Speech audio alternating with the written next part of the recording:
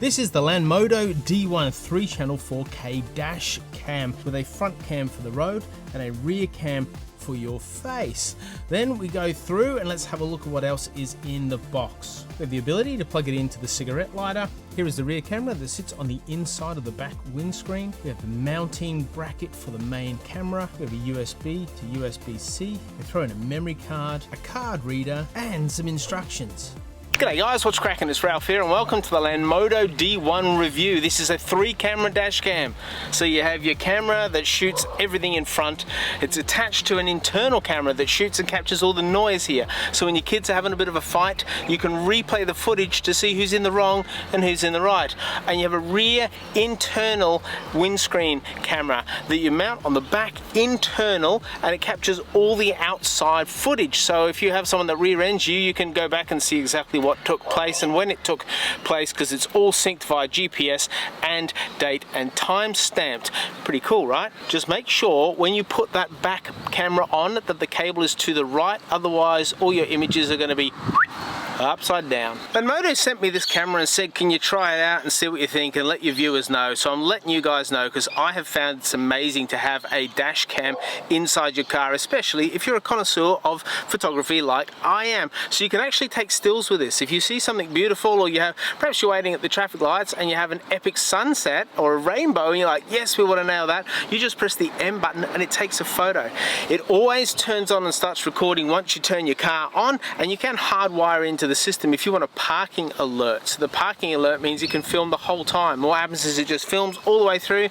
If you're shooting 4K with all 3 cameras, you're probably looking about 10 to 13 hours, and then it just loops back and records over what you used to have. The camera mounts to the inside of your windscreen via a suction mount, which means you can replace it and put it wherever you like, and it's a really firm suction mount with a lock. So you pop it on, push it in, turn the lock, and that sucker sucks for a long time. It's then a magnet mount that you attach the camera to. It has a little bit of a clip that secures it, so you clip it in and it holds it there, and it's really quite secure. You have a back screen that you get to see, which sits on the other side of the camera, which obviously faces toward the road, and the back screen cuts in half, and so on the right hand side you have the internal facing camera, and on the left hand side you have the external facing camera. And I would suggest putting that out of sight, otherwise it will distract you no end, but could be good for your passengers if they want a bit of a gander about what's going on. With the built-in Sony sensor and an f1.8 large aperture lens with IR LED lights, and the 3 cameras means it's perfect to obtain clear footage while you're driving in dark situations or really rubbish weather. Plugs into your cigarette lighter, and you can internalize all the cabling by tucking it into the trim all the way around the car,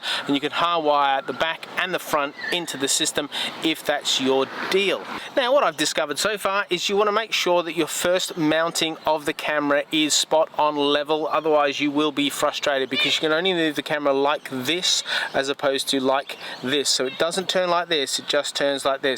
So you need to use a suction mount to make sure it's square, and once it's square, it's level with the road, then you're good with the tilt function should you need it. It has these buttons underneath. We have a power button, a back button, an OK button, a forward button, and an M button. Now once you turn the car on, the camera automatically fires up and then it starts recording. If you want to stop it recording, all you do is press the OK button. The OK stops the recording, and to start recording you press the OK again. If you want to kill the screen, if you want the screen to be black, you just press the power button. It's like an instant screensaver, just turns everything off except you still remain recording. And to turn it all on, you press the power button again. If you want to turn it off or on, you hold the power button down for a couple of seconds and it'll turn it off completely, and it won't be recording until you turn it back on and start the recording.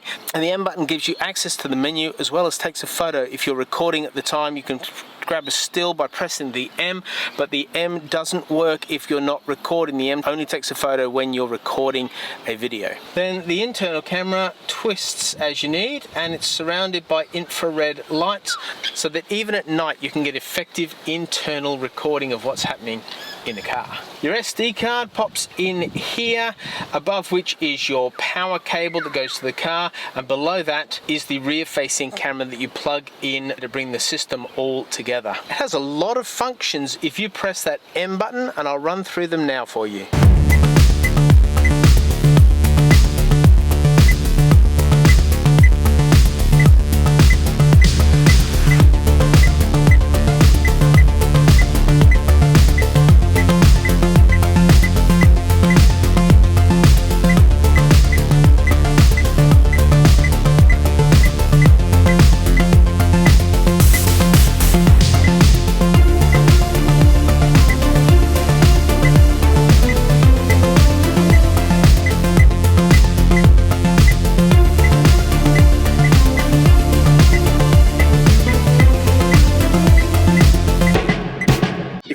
recording off and then you long press M for a couple of seconds, it gives you your playback menu. And then you can alternate, go down those list of files, and you will see that it goes from external to internal to rear to external to internal to rear, and you can just locate through those timestamps which video you would most prefer, or you can use the app. That's right, it has app support too.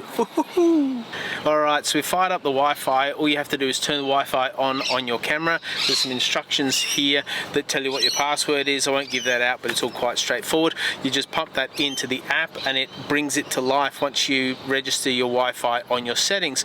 And then the screen that you're looking at now is the screen that I'm looking at based on, look, yeah, there's a few second delay, but honestly it's Wi-Fi and the time's fine. So my resolution is there. I'm going to change my resolution on the camera, and you can choose your photo resolution anywhere between 3 megapixel and 12 megapixel. That's pretty darn good.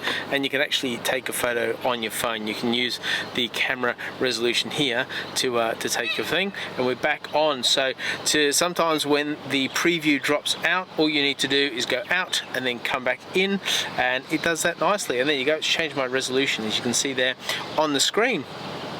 Now let's go to settings, just see what else we can do. We can change our loop recording. So all the things you can do on the menu manually, you can do on your phone once it's connected via Wi-Fi. And obviously turn the car off, turns the camera off, kills the Wi-Fi. So you have to have everything powered on and working at the same time. Also got some people walking past the cameras. This is always weird when they look at me like this. So what we're going to do now is we're going to go for a drive. I'm going to do a bit of a drive around at day. I'm going to do a bit of a drive around at night, and then I'm going to show you some of that footage, and you can see if it's up to snuff, if you're really happy with it. And you can download the footage straight through Wi-Fi onto your phone and have it there, or you can take the micro SD card out, stick it in your card reader, stick it in your computer, and you can have it there for better quality's sake. So that's what we're going to do.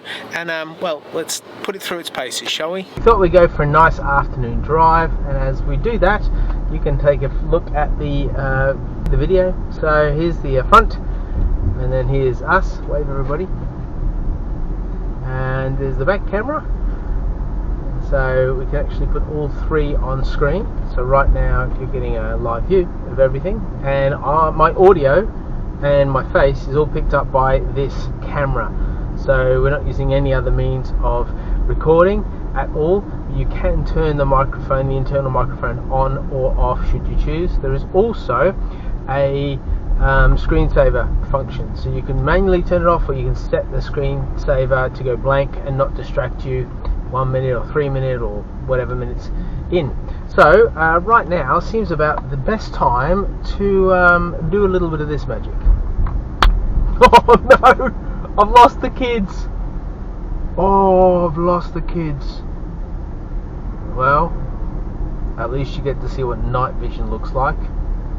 And Merry Christmas, I guess.